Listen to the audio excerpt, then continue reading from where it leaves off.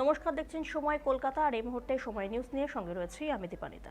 দেশ জুড়ে বাড়ছে করোনা সংক্রমণ, আর সেই সূত্রেই জনমানসের স্মৃতিতে ফিরে আসছে সেই অতীতের লকডাউনের প্রসঙ্গ।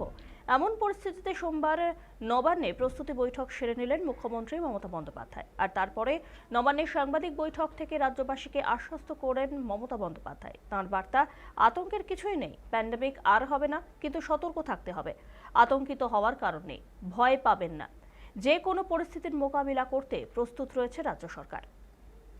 আমরা আশা করছি ওই প্যান্ডামিক আর হবে না, কারণ WHO অলরেডি বলে দিয়েছে it is not pandemic, it is endemic. কিন্তু আমরা যেটা মনে করি যে সতর্ক আমাদের থাকতে হবে, কোনো প্যানিকই ক্রিয়েট করা নয়। যদি বাই চান্স সেরকম কিছু হয়, আমাদের প্রস্তুতি তৈরি থাকবে, এটা নিয়ে ভয় পাওয়ার কোনো কারণ নেই।